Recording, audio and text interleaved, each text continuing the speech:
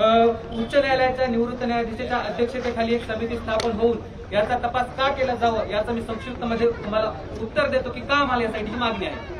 सर्वात प्रथम जेव्हा आम्हाला ही घटना कळाली की रात्री 8:15 वाजता आम्हाला अंदाजे कळाली वडवणी पोलीस स्टेशन मार्फत की तुमच्या बहिणीने अशी आत्महत्या केल्याचं समजते, आम्ही तातडीने इथे रवाना झालो। 3 वाजता आम्ही इथे पोहोचलो। तोपर्यंत पोलिसांचे आम्हाला वारंवार फोन येत होते की तुम्ही कुठपर्यंत आला आहात आणि आम्हाला आधी त्यांनी सांगितलं की आम्हाला बॉडी हलवता येणार नाही, तुम्ही या लवकर। मग आम्हाला ते वारंवार फोन करत होते। आम्ही इथे पोहोचल्यानंतर आम्हाला असं कळवण्यात आले की बॉडी ऑलरेडी हलवलेली आहे।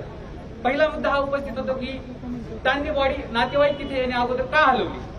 नंतर दुसरी गोष्ट, जेव्हा आम्ही आतमध्ये गेलो तेव्हा मी स्वतः डॉक्टर असल्यामुळे त्यांना विनंती केली होती की मला ऑटोप्सीसाठी ते प्रेझेंट राहायचंय आणि ऑटोप्सी म्हणजे शवविच्छेदन, जेव्हा डेड बॉडी झाली तिथे पोस्टमॉर्टम जे केलं जातं त्याला ऑटोप्सी म्हणतात। तर तिथे मी प्रेझेंट असताना मी हातावरची सुसाईड नोट पाहिली। ती सुसाईड नोट पाहिल्यानंतर मी त्यांना रिक्वेस्ट केली की हा एक पुरावा आहे, हा मला याचा फोटो काढू द्या। तर त्यांनी असं सांगितलं, माझा फोन हिसकावून घेतला, मला पकडलं आणि मला असं सांगितलं की तुम्ही हे पुरावे घेऊ शकत नाही म्हणून।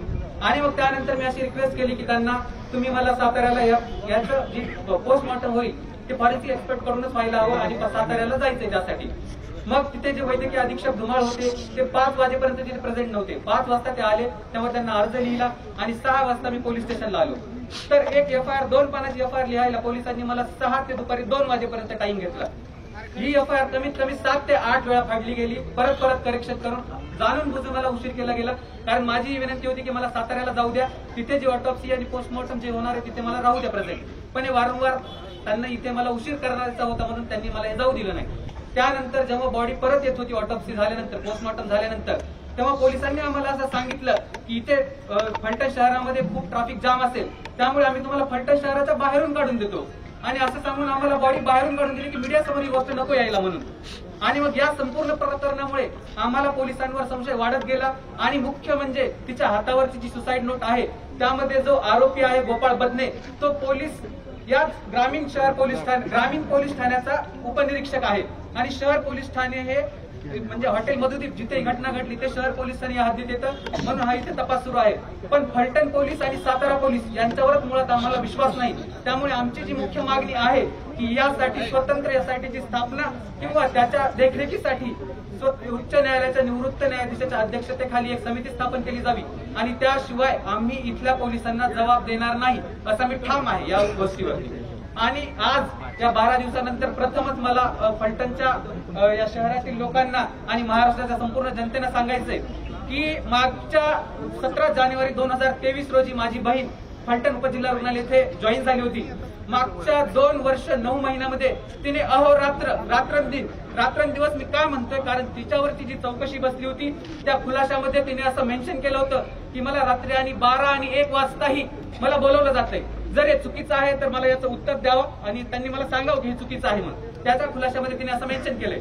मग या तुमच्या संपूर्ण फलटणची माझ्या बहिणीने जी सेवा केली आहे ती तर दुर्दैवाने आज या जगात नाही, पण तिच्या न्यायासाठी तुम्ही आमच्यासोबत उभे राहू शकता आणि या संपदाला तुम्ही न्याय मिळवू देऊ शकता। पण जर आज या संपदाला न्याय मिळाला नाही तर उद्या कदाचित प्रत्येक एक घरामध्ये डॉक्टर संपदा निर्माण होईल आणि यासाठी कोणी सुद्धा या प्रशासनाला अडवणार नाही आणि हे निश्चितच होईल। त्यामुळे माझी या सर्व महाराष्ट्राच्या जनतेला हात जोडून कळकळीची विनंती आहे की या लढ्यामध्ये तुम्ही आमच्या सहभागी व्हा आणि जोपर्यंत आरोपींना फाशीची शिक्षा होत नाही तोपर्यंत तुमचा सहभाग आम्हाला दाखवा। तसेच खुलाशामध्ये तिने जे इतर वैद्यकीय अधिकारी आणि पोलीस प्रशासनातील अधिकाऱ्यांवर आरोप केलेले आहेत आणि त्यामध्ये सरळ तिने एक सुसाईड नोट म्हणून असं मेन्शन केलेलं आहे की फेब्रुवारी पासून मला पोलिसांचा असह्य त्रास होत आहे, यातून जर मला काही अनुचित घडले, मी माझ्या जीवाचं काही बरे वाईट करून घेतले तर यास फक्त आणि फक्त पोलीस प्रशासन जबाबदार राहील। तर माझं हे म्हणणं आहे की जे माणूस, जी मुलगी, जी डॉक्टर आत्महत्येपूर्वी फक्त 2 मिनिट किंवा 2 तास आधी जी हातावर लिहिते तीच फक्त सुसाईड नोट का, आणि जर तिने 13 ऑगस्ट रोजी ही जी चौकशी बसली होती त्याच्या खुलाशामध्ये असं लिहिलं आहे तर ती सुसाईड नोट तुम्ही का कन्सिडर करू शकत नाही। म्हणून आमची मुख्य मागणी हीच आहे की हातावरती जे 2 आरोपींचा उल्लेख आहे ते तर लोक नक्की त्यामध्ये दोषी आहेतच, त्यांना तर फाशीची शिक्षाच व्हायला पाहिजे, पण जे इतर सर्व काही आरोपी यामध्ये दोषी आढळतील त्या सर्वांना सेवेतून तातडीने बरतर्फ करण्यात यावे आणि त्या सर्वांना कायद्याच्या रूपाने जी काही कठोरात कठोर कार्यवाही करण्यात यावी ती करावी ही अशी आम्हाला विनंती आहे। आणि या महाराष्ट्राच्या जनतेवर आणि या न्याय व्यवस्थेवर आम्हाला पूर्ण विश्वास आहे, ते नक्कीच आम्हाला या प्रकरणामध्ये न्याय मिळवून देतील असा आम्हाला विश्वास आहे।